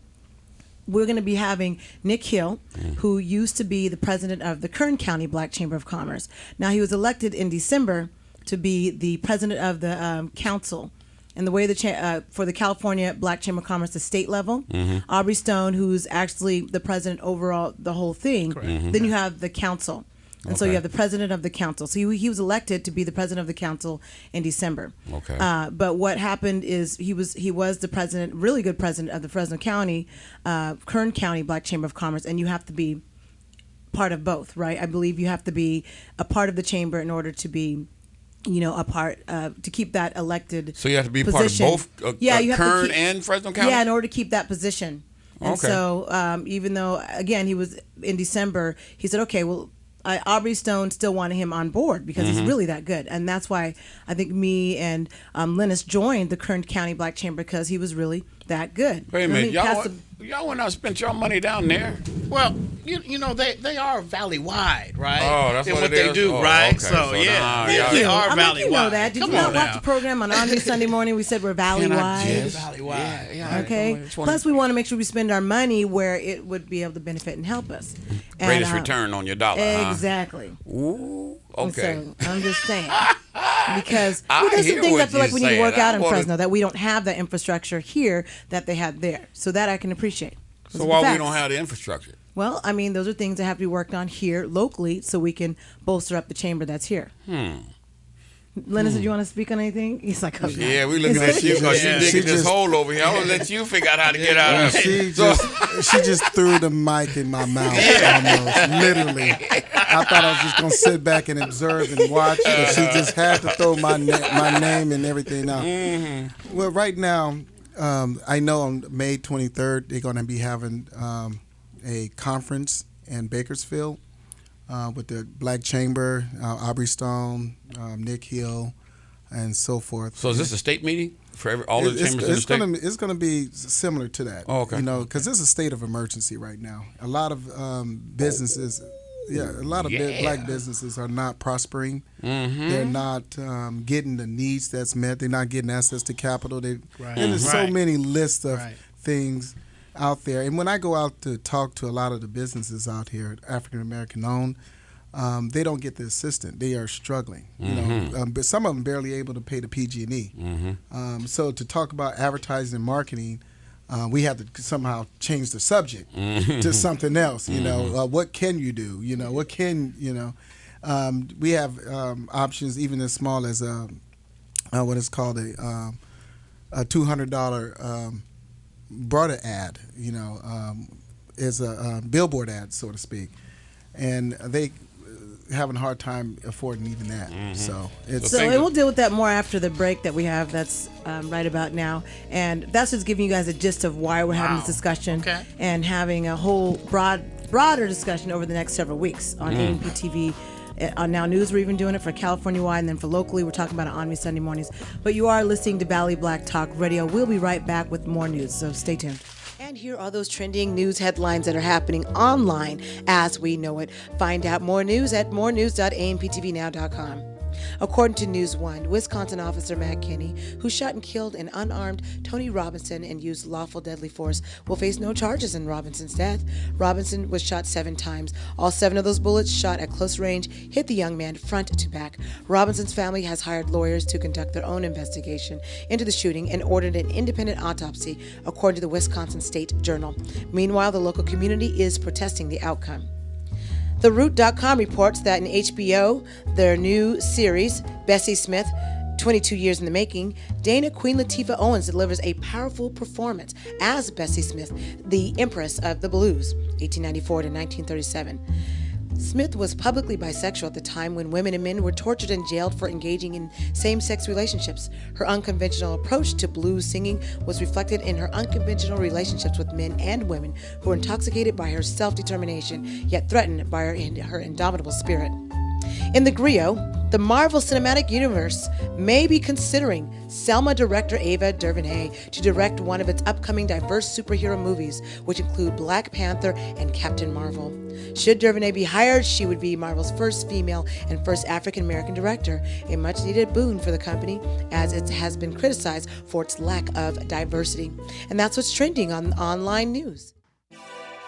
Before I answer your question, have you signed up for Medi-Cal? Baby, I already told you, all I need is your love to cover me. And that may be true. But unfortunately, my love doesn't cover hospitalization, substance use disorder services, lab and prescription costs, contraceptives, annual checkups, maternity and newborn care, chronic disease management. You do realize that I am down on one knee asking Which you... reminds me, mental health is also covered. Cool, I get it. Just know that you're never gonna find another man like me. That may be true. But there are over 11 million Californians already covered through Medi-Cal. So you're saying if I enroll, your answer is yes? There's only one way for you to find out. This has been another episode of Medi-Cal Can. Tune in next time when Rachel makes a startling discovery. What do you mean I have to renew my Medi-Cal every year? Get covered. Your well-being within reach. Get help with sorting your finances by following the best DIY expert advice featured on AMPTV Now News. Get in-depth information throughout the week about the experts from news hosts Julia and Lennis, who do an in-depth report of what's in that $4.99 digital download. A digital load of information to help enhance your life, business, family, and more. See the latest DIY feature this week by checking out our website at news.amptvnow.com. That's news.amptvnow.com. Is something bugging you? Call Cato's Pest Control. We're here for what bugs you. Got roaches? Call Cato's Pest Control. Got ants? Call Cato's Pest Control. Got spiders? Call Cato's Pest Control. Got rats or mice? Call Cato's Pest Control. Got, okay, you got it. Call Cato's Pest Control. 270-9427. We're here for what bugs you. Husband and wives not included.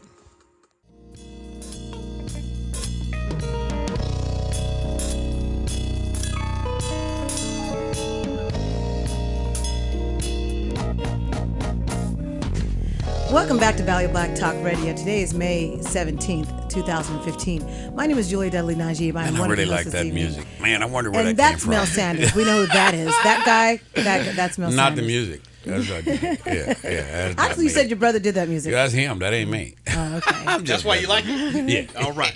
Yeah, he gonna give me a quarter for saying that, so I get a quarter for it. Make it your royalty, right? Well, I should get a quarter too for all the work I did for adding. Anyways. Yeah, you should. I'll tell you, we'll split 12.5 cents a piece. All right, I'm down with that. Yeah, how we gonna split that half hat though? Okay, no, I'll give you the 13. I'll take the 12. 13. Okay. Thanks, Mel. I feel so privileged. So, speaking of privilege, we're so privileged to be able to have our guest host tonight, Gregory Barfield. Oh, thank you for coming in tonight. Yeah, no. I missed Jewel, though. Yeah, Jewel was trust me. She does not like to miss this show. She was talking about it. When she heard you were coming, she was very disappointed because she wanted to be here. And it's funny because, I felt like I knew her, right? Yeah. And I only met her in the flesh like 2 months ago, right? And I'm like, girl, I know you. Yeah. People do that. I was telling Mel and Jewel how I was sitting in the cafe and a guy just starts coming, Julia, I like that topic you talked about such and such, and he was talking like he knew me. I'm like, I had no idea who this guy was. But I guess that's just the way part it of is. my Sunday night family. Yeah. So we're pleased to have Gregory Barfield in the studio. And we're going to be talking about the state of California business report. In fact, we should have our caller that's here on the line, and we're going to be talking with Nick Hill, who is actually the consultant for the president. It's COC. I know that's like an acronym. I'm trying to get this right, but California State Black Chamber of Commerce, and he is now the current consultant. And I think Rich Toston is the president of the council, and he is a consultant for the council. So we're going to be talking with him shortly, and we are talking about the state of black businesses and what to do about it, looking at first the state of California. And if we look at I know I sent you guys the California Black Report, and I was dismayed how that was from 1990 to 2000, right? And even the report came out in 2007. And really the only current statistics we have is 2013, and that would be with the U.S. Census Bureau. And so if we look at the total owned black-owned businesses by industry, it looks like a predominance in healthcare, and this is over the United States. Even though it increased by 60.5% between 2002 and 2007, totaling to about 1.9 million black firms, it's more than 94% of these businesses are made up of sole proprietorship and partnerships, but most of them are in healthcare and social assistance, is what I found to be interesting and shocking. And then if we're looking at the population of California, 316 million, is that right? About 316.1 million. You guys are looking at me blankly. I'm thinking you guys did your homework. Numbers in California. Okay, but looking at the African American population, about 2.9 million. Okay, so roughly about 8%. And so, but yet the buying power, here we go with that buying power, it just kills me. If we're looking at Central Valley, if we looked at Fresno alone, it's $750 million. He should be on the line right now. And then also, when we look at the Central Valley, it's about $3 billion. So the buying power is not getting to the black businesses. No. So hopefully I have Nick Hill on the line. Nick, are you there? Yes, I am. See, he's already there. All right. Okay. Welcome. So we were giving you a bunch of kudos and talking about the black businesses and also talking about the importance of black businesses probably needing help at this point from the local chambers. Now, I know that the issue in some cities is that the local chambers maybe are not functioning to par or not able to really assist the black businesses in their emergency state. So I was hoping you can really give us some enlightening information and also what is it that is being done, maybe on a statewide level, because it looks like you guys have really shaken up and changed around, looking at, at your council. Aubrey Stone has put some people in place that are really there to help and assist and to make some changes. So hoping you can enlighten us about that. That's very true. And Rick Poston is the current COC president. Okay. And COC is the acronym for the Council of Chambers. Yes. And the Council of Chambers is a subset of the California Black Chamber of Commerce. Got it. Okay. And so as a consultant, what is your role? What do you have to do to, I guess, help make the engine run? Basically, as a consultant, I would go in and, like, maybe for a certain project, go in and try to define and manage projects, and the scope, to make it seem like they can do more if they actively identify the challenges that's in front of them. Okay. That seems much needed. Right. And one of the main problems is the inability to change. Okay. Or the inability to want to change. Mm-hmm. And that's one thing that will help us to define that success, is the ability to change. Mm-hmm. Mm-hmm. And how would, so when you're talking about the ability to change, that seems to be, even if I were to look at some of the local organizations here around me, that seems to be a common problem then, not just in organization that is helping businesses, but in our regular nonprofit organizations, also in sectors of businesses that are for-profit entities. Well, you're correct. And the problem is that, no one wants to trust each other. And in the realm of the African American business world, it's imperative, that small businesses come together in order to handle the scope of work. If they get, like, maybe a state contract or a federal contract, with the high-speed rail, number one, you have to be certified, have your DUNS number, have your taxes in order, things like that. But the main concern is these small companies coming together, to be able to handle the scope of work and not worry about if this business is going to get more, business than I am, because it's so much work that no one will be cast to the side. Mm-hmm. And that's the important thing that we have to remember, is that when you get something like that or a contract of that magnitude, it's work, and both companies will have to hire more people to handle that. So it's, I wouldn't say, it's selfish or anything else like that, but, we have to learn how to trust each other more, and have the ability to work with each other, to form a greater good. Right. So when you say work with one another and trust each other, I know you have the magic formula for that, so I was hoping you could share. Well, the thing is this, like I said, and it's, a lot of it is education, and with that education, and like I said before, understanding, that you have to have, how would you say, the ability, the funds, the know-how, and you have to collaborate. The great thing about, the city where I live in, Bakersfield, and with the chamber here, all chambers are members of each other's chamber.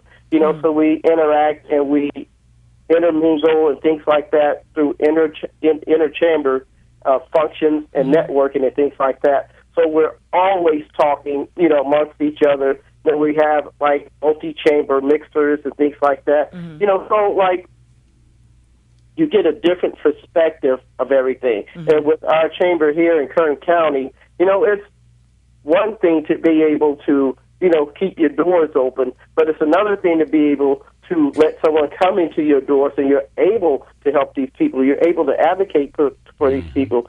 You're able to make them see the importance of diversity. You've got 7.4% black businesses, in the state of California. That's a very low number, but the key to that is diversity. What you want to do, is make other ethnic groups aware of the unique products and services that the African American entrepreneur has to offer. And with that, you spread your base, you spread your wings. There's more food, more jobs, better education. You eliminate the process from schools to prison, pipeline, things like that, because number one, everyone's prospering, and that would be the ideal situation. Right. So. Yeah, Mr. Hill, you mentioned earlier about all chambers belonging to each other, if you will. Yeah. And my question would be: Do they all use the fact that they are members as an avenue to replicate? And if so, why do we not have a greater amount of chambers that are more functional? Well, I'm only speaking of the chambers here in Kern County. Right. And we're all members of each other's chamber. Okay. And as far as the other cities here in California, that's something that, maybe we need to look into. Not only with that, but other trade associations, like we need to get more of our entrepreneurs to get into the habit of volunteering.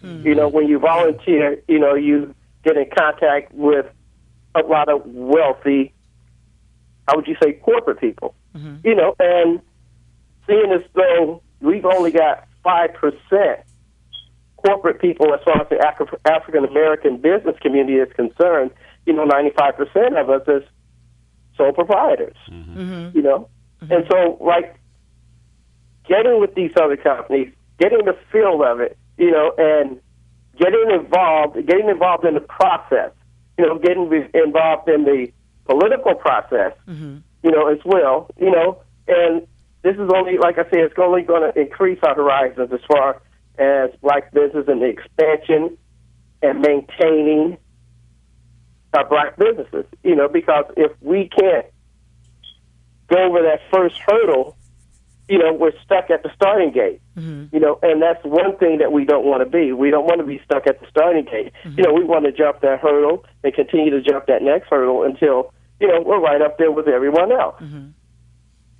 So is there a template, if you will, a universal template that's basic to all chambers, African American chambers, in terms of being able to reach out and to do those things you talked about in terms of reaching the diverse crowd that you need to build your business? Well, at this point, I'll say I'm counsel for the COC, and I've just started maybe within the last 30 to 60 days in that position. So there's a lot of things that will be established. There's a lot of things that's in the works right now, as far as doing proposals, to reach out to all the companies that the chambers would never, normally reach out to, and these are the national companies, because we're talking about a council of chambers now, and with that, comes board training, technical assistance, advocacy, everything right on down the line. You even got like your junior entrepreneurs program. Oh, yes, Right, yes, right. yes. So, that's educating our young leaders, our future leaders. And so, all these things take funds. And as we know, the black chambers here, that's their main problem. There's a lack of funds. You look at the other ethnic groups here, and maybe a Hispanic chamber get a donation from a certain organization of $25,000. The African American chamber gives a donation of $2,500. That's a huge disparity. Right. So, you have to, look at this from a realistic standpoint. So you have to understand and realize that, it's not a thing where it's black, white, Hispanic, or anything else like that. But maybe, it's your situation and the situation that you've set yourself up for. And, we're not blaming any other ethnic groups here. The time for that is over. It's time for us to plan our course of action and move forward. Right. And I know when I look at a lot of the chambers in other cities, they're either is it seems like they're following a template, but maybe they're following their own template. I don't know. It's possible. And where I can see one chamber that's functioning up to par and another chamber that maybe people are complaining that is dysfunctional. And so we see that so often. And, that's why I think Mel has always talked about the importance of advocacy and being able to have board training. That's a big part of it. Right. And when he mentioned that about a council of chambers, man, and the concept of training board members to know what their role is and how to help the organization do what they want to do. But one more thing I think is maybe needs to be taken into consideration, and I don't know how it could work, but I think there's a need for at least an attempt to look at it. You're talking about education when you're talking about training these folks, and some way it should be a way to tie to the 50% of the state budget is directed to education. There's got to be some way that we can make that link to kind of give us a basic undergirth, if you will, some type of funding foundation that would be applicable to our training. Even if we have to bring students in, to, there's got to be a way to hook that in. And I'm hoping that maybe during your tenure, you'll be able to kind of look at that and see if that's a possibility, because that's an awful lot of money that stays in one category that we need to tap into. Well, let me say something about that.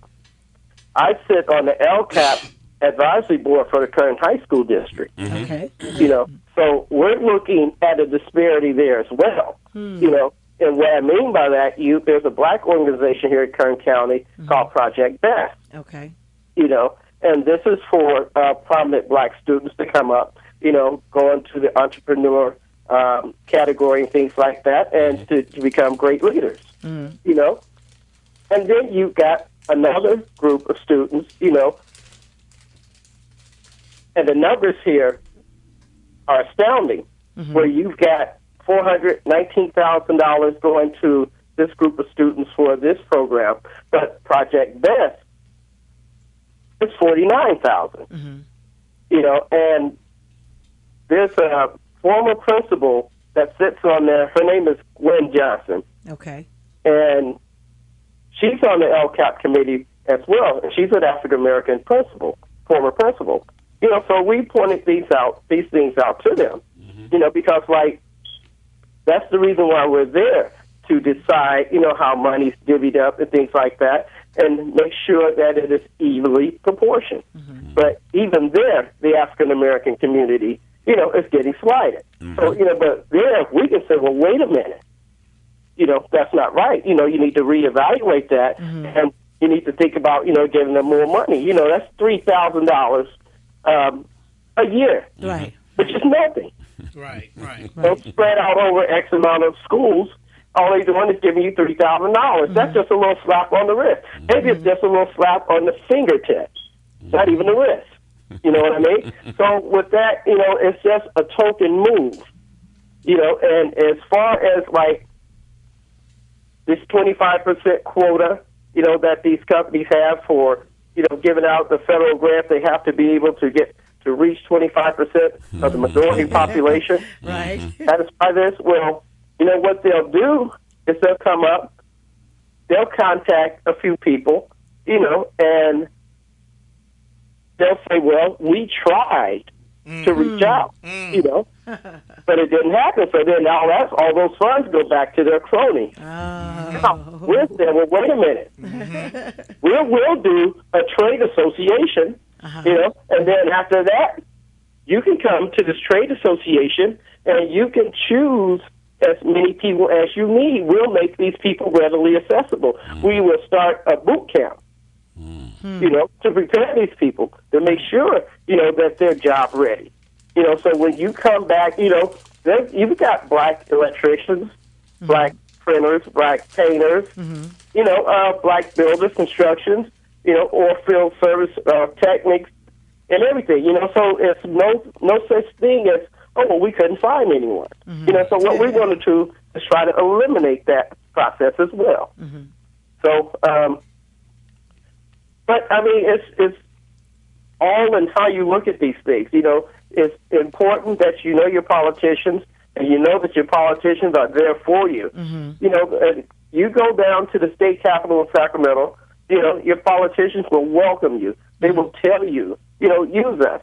When I was in my chamber here in Kern County, and I needed funds, things, I went to the politicians as well. Mm-hmm. So, they hooked me up with the California Endowment, and, things like that. But, if you're not aware of that, if you don't know, you don't know. Mm-hmm. But you need to find out. So businesses should also be involved in politics, and I think Thank that's you. what you I said at the was gonna very say that, beginning. but- Mel's always agreed with that part. Most definitely. Yeah. Well, not only that, because like you've got, how would you say, real estate taxes, that's going up, going through the roof. Well, you want to be there, so if there's a vote on it, you can vote that down. Mm-hmm. And other things that relate to small businesses, that's good for business. If you're there in the room, and you're participating with this stuff, you are fully aware of what's going on, and you'll be able to say, wait a minute, stop, because your vote counts. Mm-hmm. Mm-hmm. But if you don't exercise your vote, and if you don't exercise your right, everything's just going to pass you by. Right. Good. So let me ask you a tough question. Put you on the spot here. Okay. What do you think about the $15 minimum wage? Well, He's a business owner too, right? I'll tell you about it. A lot of small business won't be able to survive that. See, that's what I say. And even some of the larger corporations, even like places like McDonald's and things like that. McDonald's has come so, how would you say, automated and complicated with all this extra equipment, that they just blew it. You take a restaurant like In-N-Out, it wouldn't be a problem with them. They keep it simple. They keep cars going In and out. their drive-through day and night. All they sell is burgers and fries. Right. You got McDonald's, they're lagging right now, big time. But they've got all this extra equipment, all these extra procedures and things like that. They would not be able to survive because the overhead would kill them. So there really is no solution to that when the minimum wage of the $15 that people are protesting and wanting to see the change.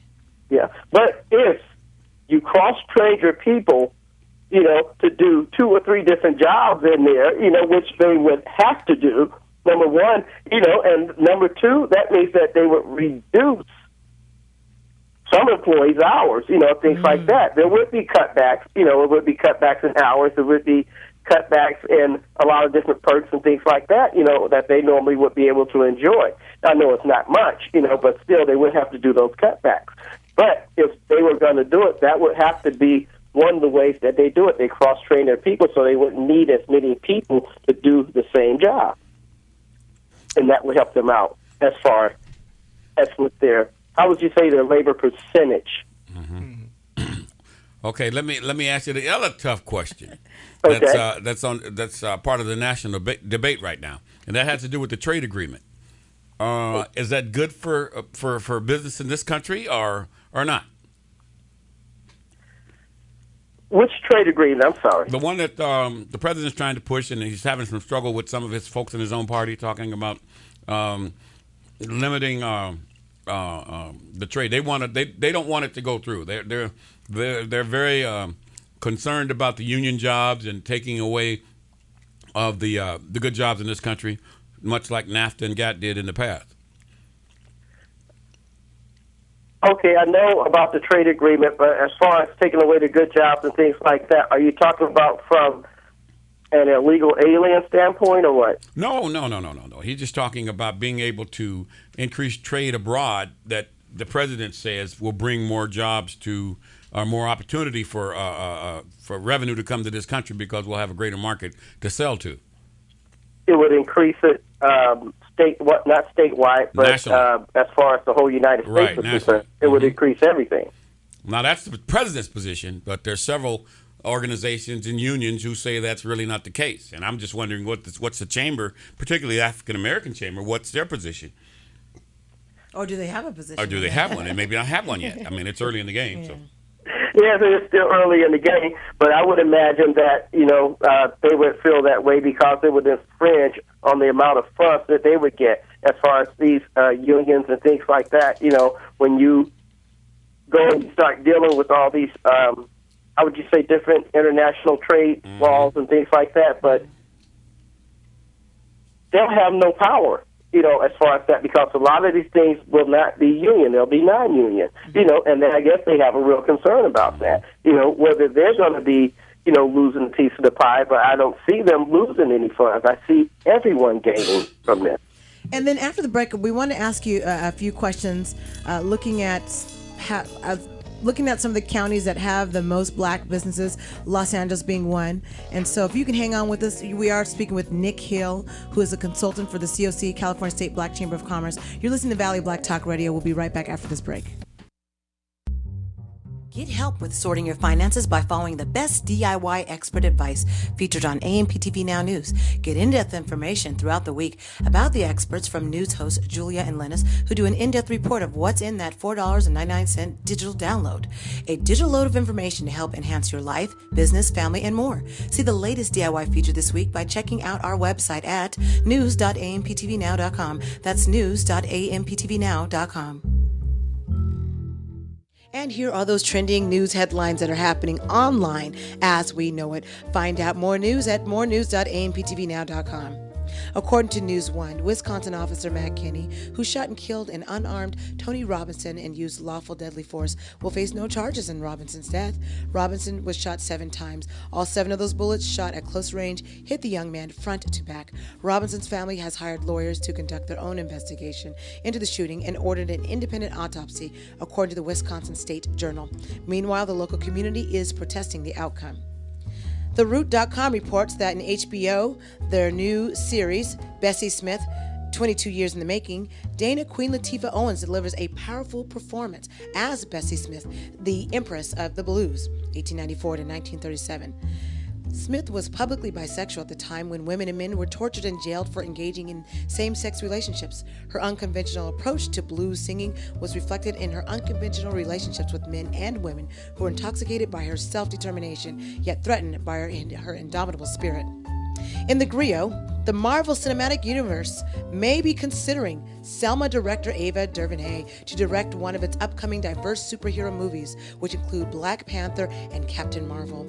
Should DuVernay be hired, she would be Marvel's first female and first African-American director, a much-needed boon for the company, as it has been criticized for its lack of diversity. And that's what's trending on online news. Is something bugging you? Call Cato's Pest Control.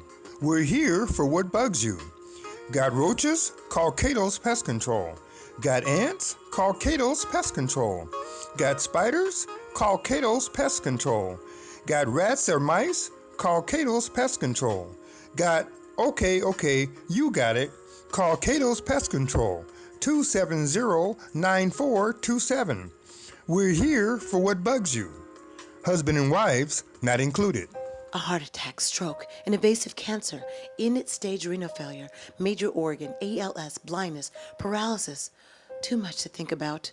So why not ease your mind through MKG Insurance Agency? They'll handle all of your needs. Call them today, 559-460-7504, 559-460-7504.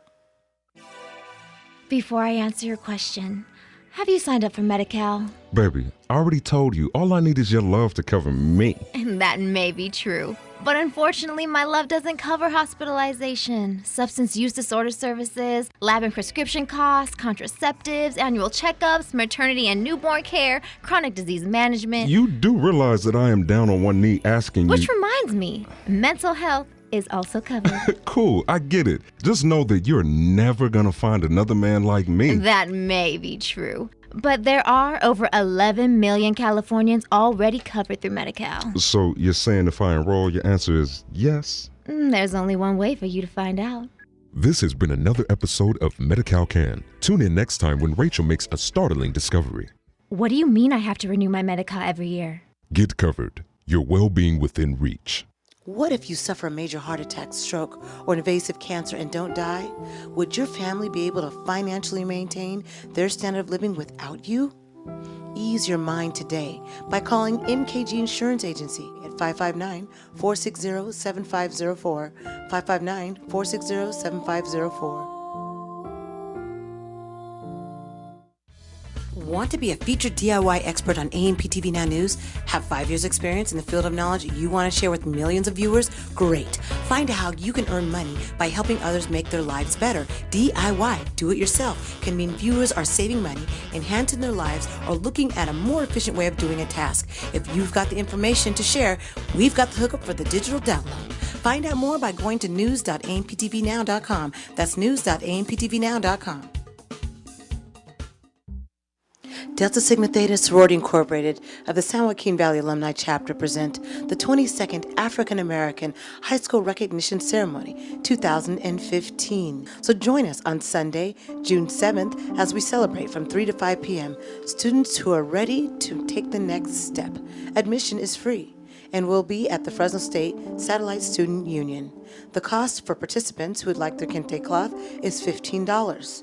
Speaker includes Teresa Price, founder and executive director of National College Resource Foundation. For application and information on sponsorship or how your participant can be involved in this event for the 2015 High School Recognition Ceremony, call Kimberly Lewis at 559-246-0494 or Lisa Nichols at 559-577-9793. It takes a village to raise a child.